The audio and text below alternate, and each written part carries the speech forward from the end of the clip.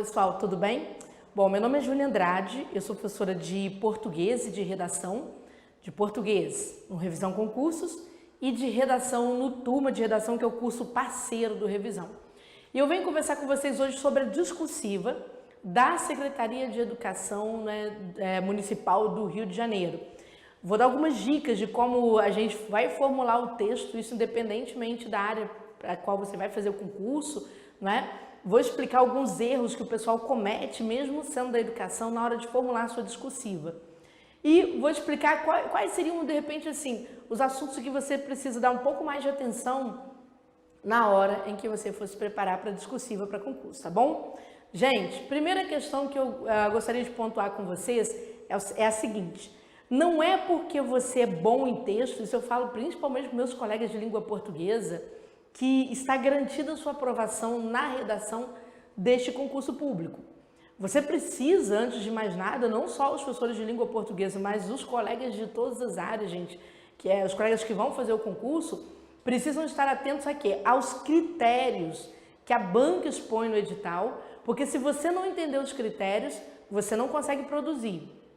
Isso, por exemplo, eu pude pude observar, né, trabalhando com alunos de várias secretarias de educação, vários preparatórios nesse sentido, e às vezes os alunos dominam o conteúdo, sabem do que é para ser falado, mas na hora que vão levar isso para o texto, cometem erros de procedimento em função de não dominarem os critérios, tá certo, do seu concurso público. Então, comigo lá no material, porque a gente vai começar pelo edital para a gente entender os critérios, vamos falar das áreas, e eu vou trazer um exemplo para você de abordagem primeiro incorreta e depois de abordagem correta, tá bom? Então, lá no material. Atenção.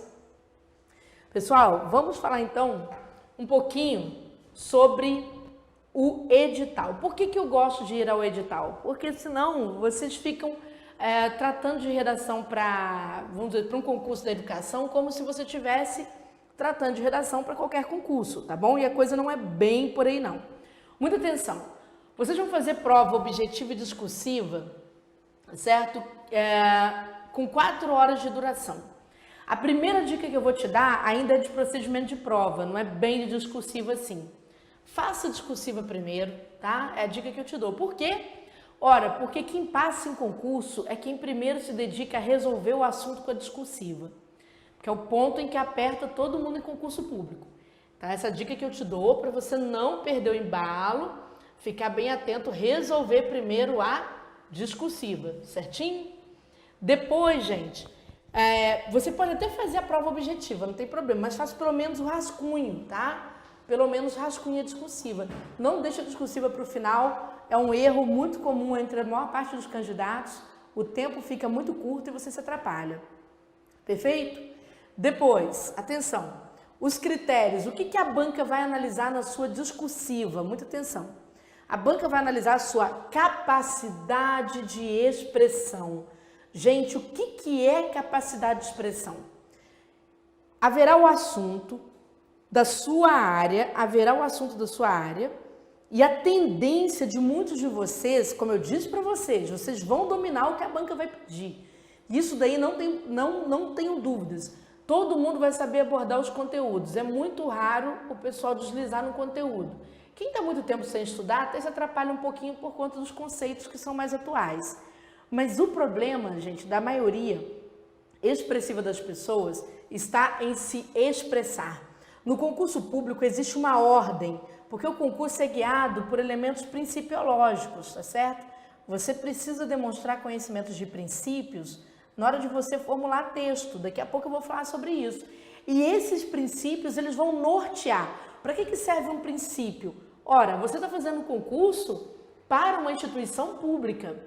Então, essa instituição pública, amanhã você vai ser servidor público, mesmo sendo professor. E o que acontece? Para que servem os princípios? Para nortear a sua área, nortear a sua conduta. E isso daí já é testado exatamente quando? Quando você começa a produzir a sua discursiva ainda em concurso público, tá bom? A gente vai falar um pouquinho sobre esses princípios que você precisa dominar para você escrever com clareza. Depois, a banca vai analisar a coerência. Aqui não dá para explicar a coerência. Coerência é um assunto muito amplo, mas eu já te trago aí alguns aspectos envolvendo a coerência, gente. Coerência diz respeito à harmonia, tá? A harmonia, a existência de nexo, né? Harmonia com outras partes do texto, a existência de nexo com a realidade. Mas aqui não dá para eu trabalhar com você de coerência. Só para você entender que os argumentos que você vai apresentar na sua discursiva, eles têm que ter uma harmonia extratextual e intratextual. A coesão, ela tem a ver com a costurinha do texto. Eu vou chegar a mostrar aqui para vocês, eu vou comentar no exercício daqui a pouquinho sobre coesão, tá bom? Clareza, nós vamos ver também. Escrever com objetividade, vai bater na parte principiológica, tá certo? E é claro que eles vão analisar se você sabe empregar vocabulário, existem determinadas palavras que a gente emprega sem ter o domínio dessas palavras. Por exemplo, as pessoas usam o pronome onde em qualquer situação, usam o pronome de ênfase, né, pronome mesmo, em qualquer situação. A gente sabe que isso não pode ser usado, por exemplo, de forma isolada. Então, tem que entender quais são as palavras que os examinadores mais perseguem em termos vocabulares, para você fugir desses erros. E vocês também precisam dominar a gramática da discursiva. A gramática da discursiva não é simplesmente saber uma gramática inteira, não é isso. É você entender quais são os erros gramaticais que são mais visualizados pelos examinadores, tá certo? Para que você possa fugir, ou seja, evitar, reduzir um pouco esses erros, perfeito? Pessoal, no mais, né, vamos aqui bater no último, vou apagar aqui um pouquinho, para falar sobre o último conceito comum, o último critério ditalício comum para todos vocês, que diz respeito à quantidade de linhas. Povo, fazer uma discursiva na área da educação com o mínimo de 20 linhas e o máximo de 25 é andar em carro apertado. É muito difícil você sintetizar o volume de demanda que você vai ter, demanda temática, naturalmente, para você colocar em 25 linhas. Lembrando que você não pode fazer menos de 20, senão você zera a redação. Também não pode passar de 25, porque eles vão desconsiderar os aspectos aí acima de 25 linhas, certo? Agora, muita atenção que eu vou falar para vocês. Esse mínimo de 20 linhas, não é? E esse máximo de 25, numa prova discursiva, como eu digo para vocês, numa prova discursiva da área da educação, você precisa tomar muito cuidado, não é? Porque parece que é uma quantidade bastante significativa de linhas, mas não é bem assim não, tá? Bom, falei dos aspectos comuns, agora eu vou falar sobre as discursivas de cada área, tá bom? Atenção agora que eu começo a funilar a discursiva de cada área. Pessoal da educação, atenção, pessoal que vai trabalhar com a parte, né, do ensino nos anos iniciais. O edital ele diz muito claramente, e no caso de vocês foi ótimo, porque a banca recortou o assunto, né? Ela vai querer uma discursiva que vai trabalhar, gente, a organização do espaço e do tempo educativo no trabalho com os anos iniciais do ensino fundamental. Ou seja, a banca poderia simplesmente deixar isso aqui em aberto, ela não deixou não. Ela trouxe para você da pedagogia, tá certo? Ou seja, você que vai trabalhar com a parte dos anos iniciais do ensino fundamental, ela já trouxe para você qual é o assunto. Ou seja, a sua função agora passa a ser apenas de se preocupar com a organização disso aqui no texto. Eu vou falar um pouquinho sobre isso daqui a pouquinho, tá? Então, nesse sentido, na hora que você for estudar este assunto, preste muita atenção, gente, a alguns detalhes que são importantes. Qual é o maior erro dos pedagogos? Agora eu vou falar o erro de cada grupo, tá bom? Quando a gente vai analisar a discursiva. Qual é o maior erro dos pedagogos? Primeiro, é explicar essa organização do tempo e do espaço educativo sem fundamentar. Não pode. Você precisa fundamentar a sua explicação. E fundamentar a partir de onde, professora? Gente, você não vai fazer concurso para a área pública, não é isso? Então, atenção, você precisa se lembrar da LDB, não é?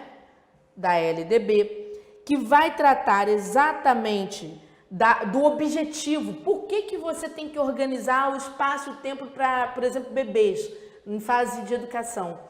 Exatamente para que você consiga alcançar o desenvolvimento integral da criança, Anote esse objetivo aqui, porque isso aqui com certeza vai ser cobrado na sua prova, tá certo? Para que se atinja o desenvolvimento integral da criança. Isso aqui é um propósito da própria LDB, né? Não precisa você dominar o artigo, mas se você quiser consultar, artigo 29, tá? É a base. Toda vez que a gente faz prova discursiva, é muito raro o examinador não te perguntar pelo objetivo daquele elemento, ou seja, daquele assunto que você está, né, sobre o qual você está discursando. Então, sempre pense nisso aqui, desenvolvimento integral da criança. Mesmo que a banca não pergunte, você pode usar isso aí como elemento de conclusão, tá bom? Ou de conclusão de início. Comece pelo aspecto normativo. Isso é muito importante. Você pode citar LDB, você pode falar, atenção, ó, tem que estudar, hein, gente, ó, a BNCC, não é? Você vai pegar a BNCC exatamente naquela parte que vai tratar principalmente dos campos de experiência, tá? Daqueles 5 campos de experiência, porque tem tudo a ver com esse assunto aqui. Então, antes de você explicar, né, que é preciso organizar o espaço de modo que a criança ganhe sociabilidade, que a criança ganhe autonomia, que ela ganhe, ela tenha aquisição de privacidade, né, que ela possa desenvolver movimentos corporais, cara, isso tudo você tem nos 5 campos de experiência da BNCC. E você precisa citar, porque não adianta escrever as coisas sem fundamentação em concurso público, não pode, tá bom? Recado dado aí aos pedagogos, não fujam não, porque daqui a pouco a gente vai colocar isso tudo num exercício que eu trouxe para vocês avaliarem junto comigo, né, para a gente aprender a desenvolver isso aí, tá bom? Vamos pegar outra questão. Aqui eu trouxe algumas para tratar das outras áreas. Gente, o pessoal do português, o pessoal da ciência, não é? Português, ciência, o pessoal da história, a banca já não delimitou para vocês, ela não foi tão boazinha não, tá? A única coisa que vocês têm, lá no final do programa, vocês vão ter o quê? Os assuntos principais. Eu vou aqui mencionar algumas coisas que são importantes que você domine daquele finalzinho, tá bom? Bom, mas vamos pensar isso em termos práticos. O que vai acontecer nas provas de cada um de vocês? Pessoal, começo de novo pela pedagogia, daqui a pouco eu vou para os outros, tá bom? Pessoal, na prova discursiva do pedagogo, por exemplo, o que é comum acontecer? Comum você ter um caso, é sempre assim, você ter um casinho, tá? Um caso fictício de alguma coisa que aconteceu, e aí a banca vai te dar um comando para você elaborar um texto, né? Esse texto pode ser de gênero variado, você pode ter um texto dissertativo, você pode ter um texto descritivo, você pode ter um texto informativo ou comunicativo como carta-resposta, tá certo? Qualquer coisa nesse sentido, em que você vai ter que expor uma tomada de decisão sempre com base em algum eixo norteador ou algum documento legal. Mesmo que a banca não diga isso, você precisa trazer isso para o texto, tá bom? Então, só mostrando aqui, dando alguns exemplos de como isso se apresenta. Vamos pensar agora o pessoal da história, né, que nos aguarda aí, pessoal da história. Gente, o que pode acontecer numa prova discursiva de história? Tudo que você imaginar, tudo que você imaginar. Por exemplo, a prova de vocês, ela prevê um recorte, não é? A prova de vocês, então, ela não cita nenhum documento específico da área da educação, ela não cita, mas ela deixa a questão muito em aberto, não é? Vocês podem, por exemplo, se depararem com questões que vão pedir análise de fatos históricos a partir de processos de construção, ou seja, a banca vai fazer para vocês, é sempre assim, a banca vai fazer para você, trazer para você como problema um paralelo, né, em que você tem a tradição do estudo da história, tá certo? Aquilo que é tradição, que é paradigma, tá certo? E contra isso, uma versão um pouco mais contemporânea do ensino, para olhar para a história como um processo, né, sempre em construção. E aí vocês podem ver que apareceram autores ali muito importantes, como Albert Subot, por exemplo, que vai estudar, não é? Você tem lá um historiador muito importante, né, que é Albert Subot, que vai estudar a história a partir dessa perspectiva de construção. Principalmente quando você pega a questão das revoluções, né, você vai estudar a Revolução Francesa, que é um dos livros que está sendo indicado para vocês ali. O Subolo, por exemplo, ele evita estudar a Revolução a partir dos fatos de descrição ou de narração da história. Mas ele quer estudar as formas de apropriação dos bens. Ou seja, uma forma como a burguesia, ela se apropria, tá certo? Vamos dizer assim, ela cria um discurso, ela constrói a revolução. A revolução não é orgânica, na visão, tá certo? De Albert Subolo. Ele diz que não é orgânica, ele diz que é sempre um processo de construção. E assim nós vamos ver, por exemplo, esse caso que eu citei para vocês de Albert Subolo, nós vamos ver o próprio caso da construção do ideário de nação no Brasil, né? Existe lá para você aquele conjunto de... Eles colocaram na bibliografia um conjunto de ensaios, tá certo? Ensaios de várias áreas, ensaios multidisciplinares, tratando exatamente da construção de um ideal de nação, no caso da nação, no caso de Brasil, tá? Da construção de um ideal de nação brasileira, tá bom? Então, o pessoal da história possivelmente vai ter que falar, ou seja, explicar a teoria. Eles vão ter que pegar algum fato histórico e te perguntar qual é a visão, né, de história que se tem sobre este fato, ou seja, como que essa história foi narrada, a partir do quê, tá bom? Pode acontecer também, gente, de ter o efeito surpresa, tá? Eu gosto sempre de chamar a atenção do aluno para ele sair do local ideal, ou seja, não ficar esperando idealizações. Você pode encontrar o efeito surpresa. O que é o efeito surpresa? Isso aqui, por exemplo, foi uma das questões de história de um concurso passado da SME do Rio, em que a banca pedia para se reescrever este texto aqui em 10 linhas, mas organizando este texto em introdução, desenvolvimento e conclusão. Mas o que isso tem a ver com história, Júnia? Cara, se você vai dar aula de história, você tem que saber o quê? Que existe uma linha orgânica no tratamento dessa disciplina, que tem a ver com o letramento dessa disciplina. Então veja que a banca te deu aqui um texto que está todo fora de ordem. Ela quer que você trabalhe essa ideia da história, né, ou seja, da reflexão da história, como um processo de introdução, desenvolvimento e conclusão. Então você vai ter que exercitar isso em um texto. Tá vendo? É um exercício um pouco mais prático, é como se você estivesse sendo avaliado neste sentido, né? Não no sentido de você propor uma aula, mas no sentido de você produzir aquilo que de repente você exigiria do seu aluno, tá bom? Então aqui uma dica, né? Ou seja, uma situação que pode acontecer. Outra situação que pode acontecer para você que vai fazer o concurso na área de história é bem parecida com essa aqui também, que caiu no concurso passado. É aquilo que eu falei para vocês, a banca te dá um recorte histórico, aqui você tem um recorte histórico, e ela pede para você escolher, né, aqui nesse caso ela delimitou 3 aspectos, tá certo? Em que você vai falar de mudanças ocorridas no Brasil de determinado período. Isso acontece em várias provas de história na área da educação. Então a banca coloca aqui para você vários aspectos e você passa a escolher alguns aspectos, nesse caso 3 aspectos, para você trabalhar essa questão. Lembrando que aqui, atenção, não é só contar o que aconteceu na história, não. É sempre fazer a junção dos elementos teóricos, daquele referencial teórico que você tem, tá bom? Com a forma como você vai abordar isso aqui, tá? Porque no concurso tem que partir da fundamentação para a análise do problema. Tranquilo? Mas, né, vamos pegar agora, eu trouxe para vocês uma questão, deixa eu ver, do pessoal da área, essa daqui acho que foi para o pessoal da área de ciências. Isso, vamos lá. Muito interessante essa questão, gente. Prestem atenção. Na prova de ciências, o que é comum na discursiva de ciências? O seguinte...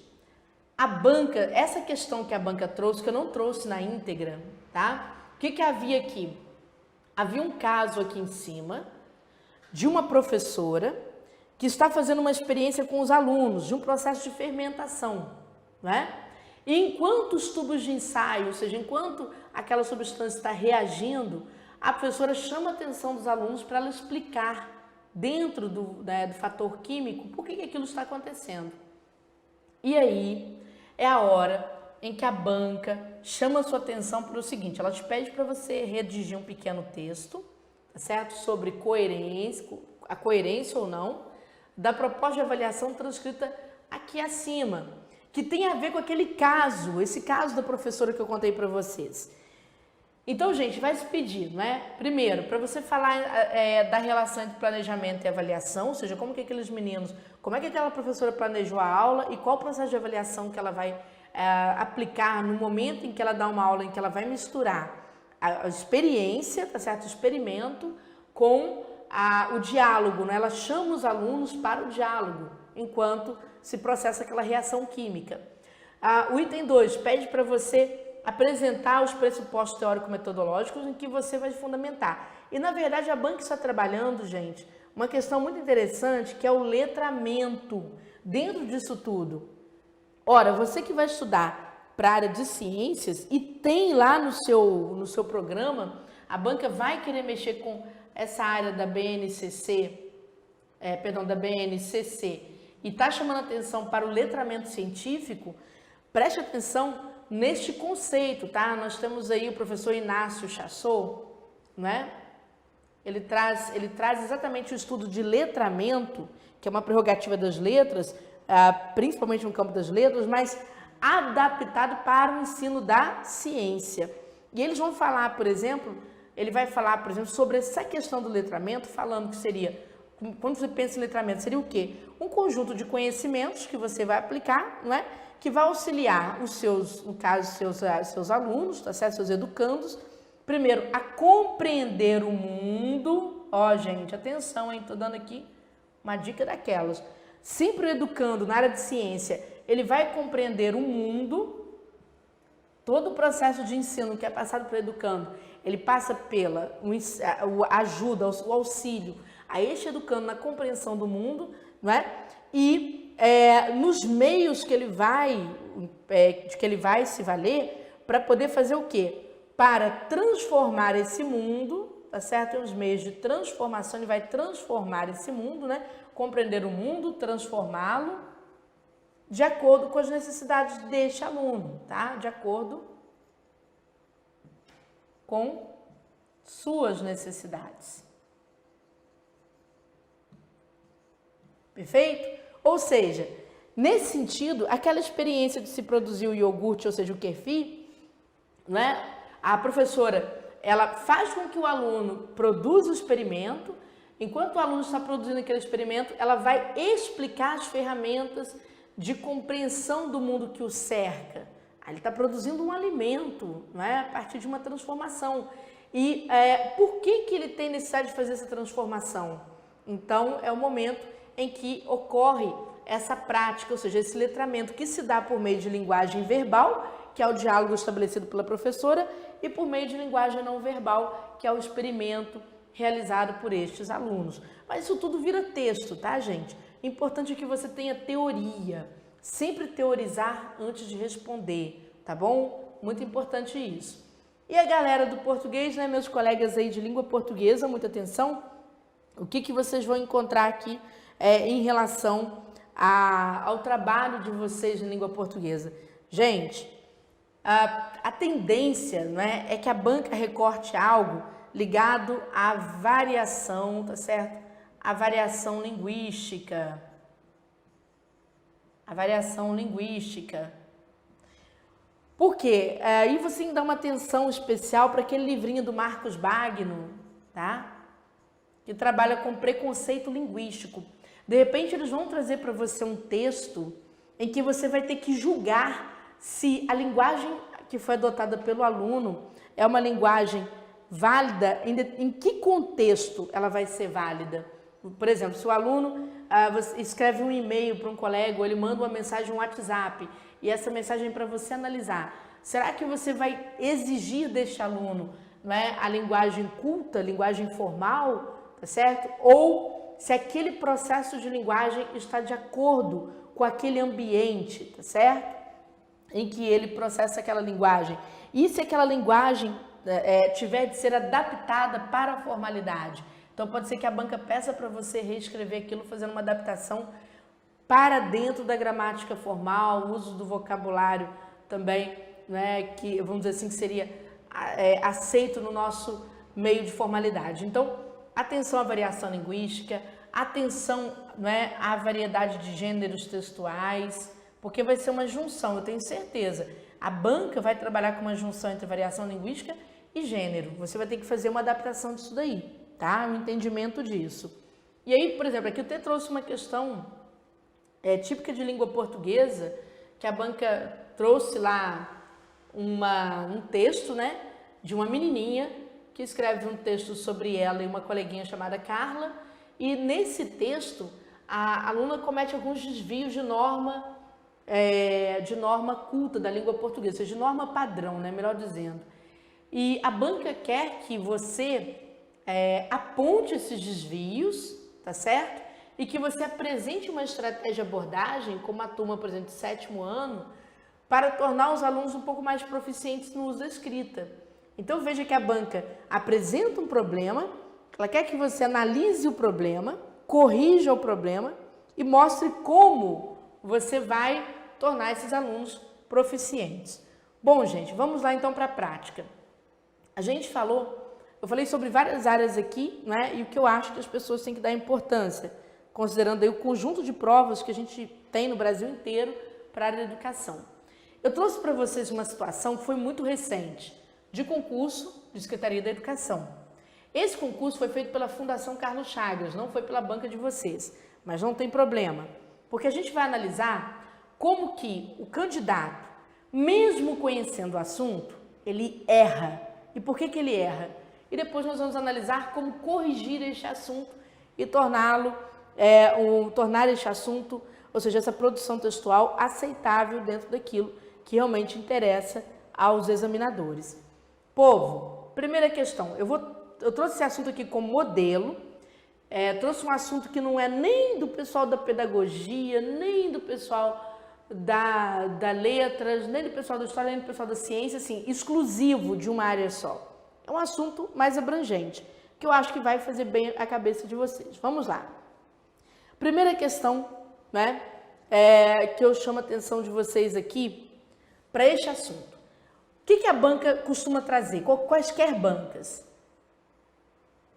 Um conflito, tá certo? Ou uma produção que contém algum tipo de falha, tá? Como aquela da língua portuguesa. Eles costumam trazer um conflito. A partir deste conflito, a banca te faz questionamentos. Basicamente, é o que acontece em 90% das provas, é isso. Uma situação conflitante e um questionamento. Eu vou resumir essa situação aqui para você não ficar lendo, que é o seguinte. Mostra uma coordenadora pedagógica que, caminhando pelo pátio de uma escola, vê alguns alunos discutindo. Discutindo o quê? Religião. Né? Um aluno acusa o outro de estar com o demônio no corpo, a outra, né, ofende o outro, enfim. E aí, a banca aproveita essa situação que se criou e te faz duas perguntas. Preste atenção aqui para você entender erros de procedimento em prova da área da educação. Letra A, primeira pergunta. Como você colaboraria com Maria Nazaré? Quem é Maria Nazaré? É a coordenadora pedagógica, que tem que ajudar os alunos a resolver esse conflito. Então, a pergunta é como você colaboraria com Maria Nazaré? Segunda pergunta que eles te fazem, que atividades ou estratégias você utilizaria para enfrentar essa questão e não permitir que a escola se transformasse em um local de intolerância religiosa e racial? Segunda pergunta. Pessoal, em concurso público, quais são as regras para a gente proceder com correção? Vamos lá. Primeira regra é você cumprir o princípio da precisão. A maioria de vocês não cumpre. E é tão ridículo que eu espero que vocês que estejam assistindo esta aula, né, aprendam de uma vez por todas. O que é o princípio da precisão? As pessoas ficam mais centradas no caso em si do que nas perguntas, ou seja, na demanda temática. Aqui pede a colaboração com a coordenadora pedagógica. A maioria das pessoas que redigiram sobre este assunto, que foi esse assunto pertenceu a uma prova de educação feita na Bahia, não é, para o estado da Bahia, a maioria se centrou no conflito das crianças. E não foi isso que a banca perguntou. A banca perguntou sobre o conflito que se instaura na cabeça da pedagoga agora. Ela quer saber como você colaboraria com Maria Nazaré para que ela solucione o conflito e não para que você solucione. A maioria, gente esmagadora, respondeu errado a letra A. Eu lembro que eu vi muitas provas com muitos erros mesmo. Erros simplesmente não ter prestado atenção na pergunta. Então, o que é o princípio da precisão? Dica, retome a pergunta. Tá? De que modo? Para colaborar com Maria Nazaré, vírgula, é preciso, tá bom? Para colaborar com Maria Nazaré é preciso. Retome a pergunta. É a melhor forma de você não descumprir o princípio da precisão. Tranquilo? Outro erro muito comum, falta de objetividade. Em concurso público, você não pode dar voltas. Cuidado, pessoal da história, principalmente, hein? O pessoal da história resolve fazer todo um apanhado. Eu vejo isso muito no pessoal das provas de história. Todo um apanhado de fundamentação para depois resolver o problema. Não. Você tem que partir direto para a resolução do problema. Sejam bem objetivos. Júnior, mas eu não teria que fazer uma introdução? Não, pelo amor de Deus. Vai direto para o assunto. Tá? Você tem pouquíssimas linhas e você precisa ocupar essas linhas com a essência do que está sendo questionado. Tá bom? Outro erro comum, fundamentação. Gente, esse aqui é o maior erro de todos, porque você tem que fundamentar a sua resposta. Se você for trabalhar com lei, por exemplo, LDB, Constituição Federal, que seja, tá? Ou se não, com algum parâmetro, né? Algum tipo de texto que produza um parâmetro para você em termos de trabalho, como as BNCCs, você começa por elas. Se você começar por aspecto normativo, comece dizendo o que a lei diz sobre aquilo. Aí sim, não tem problema não. E em seguida vai resolver o problema, tá certo? Daqui a pouco eu mostro como que você consegue fundamentar, começar com a fundamentação, sendo preciso e sendo objetivo. Daqui a pouco você vai ver isso aí, tá certo? Comece pela norma. Se você for citar um teórico da sua área, pessoal da ciência, história, letras, mesmo da pedagogia, o cara vai citar, sei lá, Vygotsky, por exemplo, certo? Vai citar Jean Piaget, né? Vai citar um Marcos Bagno da vida e por aí vai. Se você for trabalhar com citação de autoridade, o que eu te aconselho? Responda primeiro caso, entre na citação de autoridade sobre assunto, tá certo? Mas você vai precisar de usar um aspecto que nós chamamos de expansão. O que é expansão? É trabalhar com uma espécie de tradução do que diz aquela autoridade. Certo? Você vai meio que traduzir.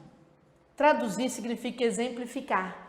Exemplificar, explicar melhor, tá? Não é só trazer, letramento, certo? Segundo Chassot, o letramento científico, a alfabetização científica, significa aquisição de conhecimentos que auxiliam o sujeito a compreender seu mundo e vamos dizer assim, e a buscar facilidades para transformá-lo. Vamos supor que você pegou essa teoria. Você não pode repetir simplesmente isso em concurso. Você pode falar qual é o conceito, mas terá que demonstrar isso daí, tá bom? Demonstrar isso por meio de recursos de exemplificação, por exemplo, tá?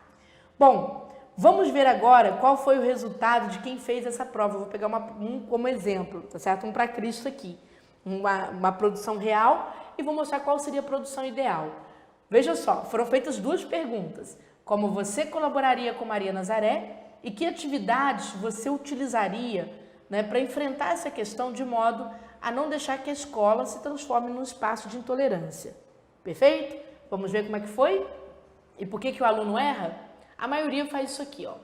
É de suma importância conversar com o aluno, com os alunos envolvidos na discussão. Já errou. Por que já errou? Porque não há menção a Maria Nazaré. Tem que mencionar, você tem que conversar com a coordenadora. Certo? Está errado isso aqui. Para o concurso público, isso aqui não quer dizer nada. Eu sei que você está dizendo isso aqui para Maria Nazaré na sua intencionalidade de produção textual, mas você não concretizou, tá bom? Então, não pode, isso aqui está errado. E aí o aluno vai explicar que a sociedade é multicultural, não tem religião, certo ou errado, e que o respeito às diferenças é de fundamental importância, né? Cara, tudo bem, isso tudo nós sabemos que isso aqui é uma verdade, mas isso aqui serve para você ser aprovado em concurso? Não. Por que não? Porque primeiro que você não consegue ser preciso, o nome da Maria Nazaré nem aparece, né? Segundo, que você não consegue ser objetivo, te pediu para trabalhar bem dentro do tema, olha a coerência, pediu para você colaborar com a Maria Nazaré e não com os alunos, é ela quem vai colaborar com os alunos, tem que colaborar com a pedagoga, então está errado o recorte. Depois pede para você falar sobre a questão, atenção, o que seria abordado em sala de aula, né? Para que ou na escola, para que a escola não se torne um local de intolerância. Vamos ver se o aluno consegue resolver. O problema da intolerância religiosa afeta toda a sociedade. A escola é um espelho que reflete conflitos existentes na sociedade. Para que a escola... Aqui então já está perdendo tempo, tá? Falar que o problema da intolerância se reflete na escola. Já está no caso. O cara não te perguntou isso. Ele quer saber o que você vai fazer para que isso não aconteça. E você já está dizendo que isso acontece. Isso aqui é uma resposta incoerente. Se eu te pergunto qual é o procedimento para que isso não aconteça e você diz que isso acontece, você está me dando uma resposta quase contraditória. Não pode fazer isso aqui. Então, toda vez que você perde a objetividade, você incorre nesse tipo de erro, tá bom? E aí o aluno, vamos ver se ele vai conseguir responder. Para que a escola resolva esse problema, é de suma importância, parece que programar, sei lá, uma discussão e uma reflexão coletiva envolvendo toda a comunidade escolar. Debater o tema, aqui parece que eu não consegui ali entender o que quer dizer, para chegar, né, a alternativas exequíveis para se resolver o problema, alguma coisa assim. Gente, aqui te fala, né, de você envolver a comunidade escolar. A LDB, é aí que tá, né? O aluno sabe o assunto, mas não cita a norma de jeito nenhum. A LDB, lá no seu artigo 33, que você não precisa citar o artigo, basta citar a LDB, ela vai falar, por exemplo, sobre o ensino religioso. E ela vai trazer isso daí no caput desse artigo, né, trabalhando 3 condições para isso. Falando que o ensino religioso, ele é facultativo, mas ele é importante para a formação cidadã do nosso aluno, né, uma vez que a religião reflete aspectos culturais da nossa sociedade, né? Ela vai falar que isso tem que ser feito como? Com respeito à diversidade,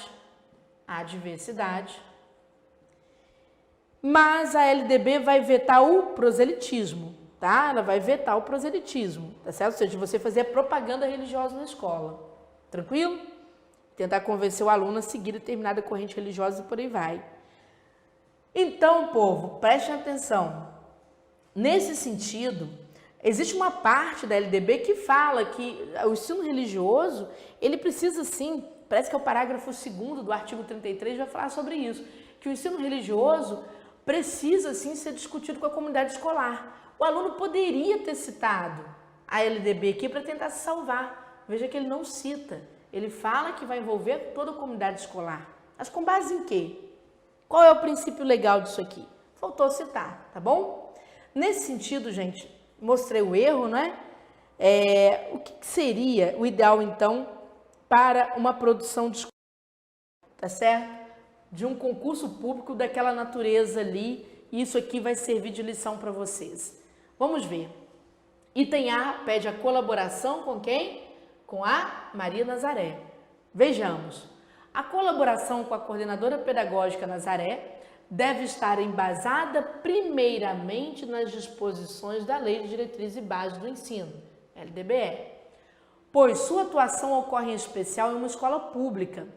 Nesse sentido, a mediação feita por Nazaré visando solucionar o conflito entre os alunos demandaria respaldo em norma que orienta a escola, né? Logo, observando a LDBE, Nazaré poderia explicar aos alunos que as discussões sobre religião na escola, né, que a discussão sobre religião na escola é pertinente, porque é parte integrante da formação básica deles enquanto cidadãos, mas seria preciso que todos respeitassem a diversidade cultural e religiosa do Brasil, evitando-se o proselitismo, ou seja, ou seja, a tentativa de converter os colegas a seguir determinada matriz religiosa.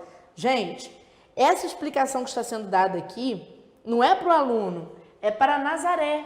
Então, quer dizer, como é que vai se dar a atuação do professor ou do coordenador? Primeiramente, seguindo disposições normativas que vão tratar do ensino, não é? Então, uma abordagem que a Nazaré fosse fazer naqueles alunos no momento do conflito, ela poderia fazer essa abordagem sempre tendo em mente a lei. É claro que a Nazaré não vai falar para o aluno, olha gente, segundo a LDB, não, a Nazaré não vai fazer isso. Mas ela vai dar uma explicação que está embasada em lei. Ela vai falar, olha gente, preste atenção, essa discussão de vocês, apesar do problema, ela é muito profícua, sabe por quê?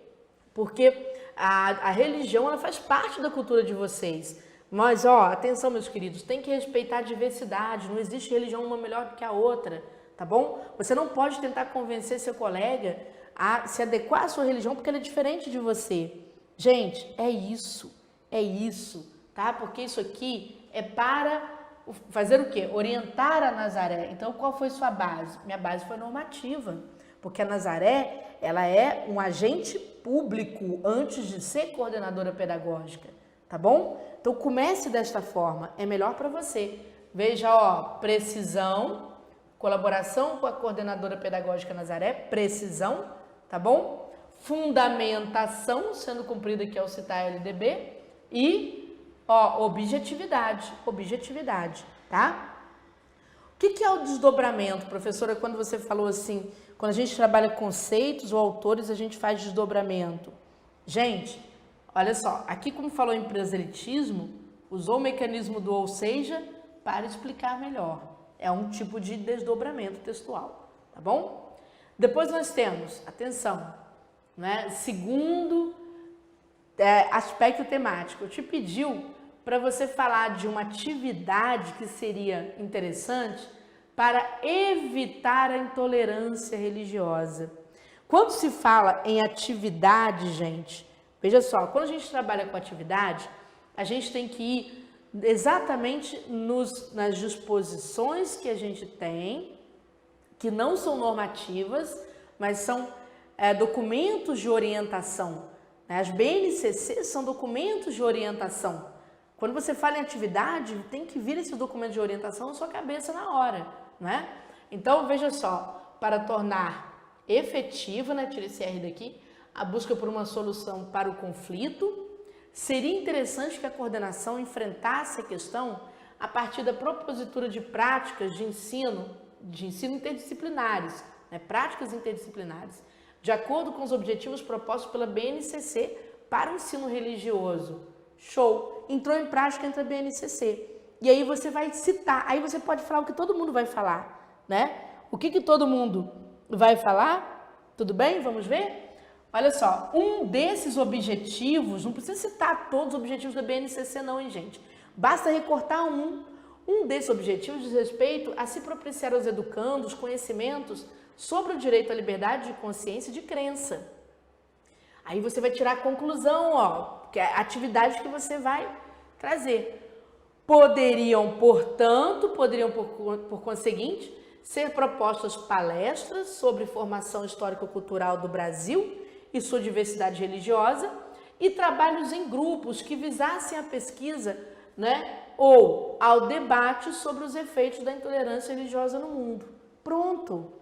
A parte que interessa mesmo, gente, ela ficaria pequenininha, mas ela ficaria muito bem embasada, tá? Então, a minha dica é sempre assim, atenção, aquilo que é tarefa do agente, você professor, o agente público, você professor, você coordenador pedagógico, não interessa. Aquilo que é tarefa do agente, faça embasado em norma, tá certo? Constituição Federal, LDB, tá bom? Aquilo que for atividade, né? Que for propositura de atividade, seja qual for a sua área, tente fazer essa propositura de atividade, gente, sempre embasada em algum documento de orientação, né? No caso, eu citei aqui as BNCCs para vocês, tá? BNCCs. Porque BNCC não é regra, mas ela te orienta, tá certo? E te orienta dentro de uma perspectiva que para o concurso público é a ideal. tá bom? Se você for trabalhar, por exemplo, atenção, pessoal da história, pessoal da ciência, pessoal da língua portuguesa, não é? Que vai ter mais, principalmente o pessoal da história, que vai precisar mais embasar as suas questões em autores, tá? O que você vai fazer? Comece primeiro dando a resposta bem objetiva, tá? Que aqui muda um pouquinho, tá, gente? Comece primeiro dando uma resposta bem objetiva ao tema, de forma precisa, de forma bem objetiva, e depois você vai explicar a origem dessa sua resposta, com base em que autor. Aí você cita fulano de tal, por exemplo, o Marcos Bagno, lá que trabalha com variação linguística, tá certo? Preconceito linguístico. E aí você pode fazer uma menção geral ao Marcos Bagno e tente também, de certo modo, trazer aquilo para dentro da experiência de sala de aula. Você pode citar como exemplo alguma prática disso que ele propõe, tá certo? Para você dar a volta por cima, corrigir o preconceito religioso, tá bom? Gente, se você, você gostou, vou explicar para vocês como é que funciona. Lá no Revisão Concursos, no Revisão, tá? Preste atenção. No Revisão Concursos, existe o nosso pacote que está em promoção durante o mês de maio, tá certo? O pacote que você vai ter as disciplinas objetivas, né? Você vai ter lá as disciplinas objetivas de língua portuguesa, tá certo? As disciplinas, por exemplo, ligadas aí aos conhecimentos pedagógicos, né? E quem vai fazer para as outras áreas em que entra matemática, parece que só a área dos anos iniciais, professor dos anos iniciais, você vai ter pacotes, este mês, com a redação teórica, tá, gente? Aí não tem correção, é só teoria da redação, que ingressa também como bônus. Você vai pagar R$ 172, tem pacote de R$ 172, tem pacote de R$ 220, tá certo? Isso lá no Revisão Concursos, disciplinas objetivas, incluindo a redação apenas na parte teórica. Aí não tem correção. Você pode dividir em 3 vezes sem juros esses valores, tá certo? Tudo em 3 vezes sem juros ou em até 12 vezes. Aí incidem juros, mas é uma coisa tranquila. Até o dia 31 de maio estará esse preço. Você não vai pagar esse preço em lugar nenhum. Estudar sem sair de casa, estudar com uma equipe super competente, muito compromissada com o aprendizado de vocês, tá bom? Aqui para o pessoal da história, né, e da ciência, esse pacote. Pessoal do pedagógico, que entra mais disciplina, não é? Este pacote aqui é 220. Se você quiser fazer só a redação, atenção, quero fazer somente a redação, Júnia. Aí você vai entrar no meu site, turmaderedação.com.br, tá bom? Que é o turmaderedacão.com.br. Você vai conseguir adquirir um pacote com a teoria de discursiva, certo? Com 4 discursivas para você corrigir, aula comentada de correções, bônus de língua portuguesa. O pacote custa R$ 180 dividido em até 3 vezes sem juros ou em até 12 vezes. Se você quiser saber mais informações, mande um WhatsApp aqui para Malu, DDD 32 988867661. A Malu te explica tudo, conversa com ela direitinho. Dá para você estudar, passar nesse concurso que está pagando quase R$6.000 para um professor, não é? Então, quer dizer, dá para você se preparar da forma mais interessante possível para o seu concurso, sem que você sofra tanto assim com desgaste financeiro. A gente sabe que está numa época muito complicada, então a gente, de presente de professor para professor, durante o mês de maio, aproveite a oportunidade, se resolva, né? Vai se tornar professor aí, né? Professor concursado, tá bom? Beijo grande para vocês, muito obrigada aí pelo prestígio. Espero ter dado uma aula bem clara para vocês, de modo que vocês tenham compreendido os caminhos da discursiva. No curso, a gente traz várias experiências para vocês, vários desafios e depois vai comentando. A gente não comenta as correções citando seu nome não, tá? Fique tranquilo. É bem da forma como eu mostrei aqui. Tira o nome do aluno, comenta o desempenho, né? Pega algumas redações como modelo, comenta o desempenho para que vocês possam superar isso daí de uma redação para outra, tá bom? Grande abraço para vocês.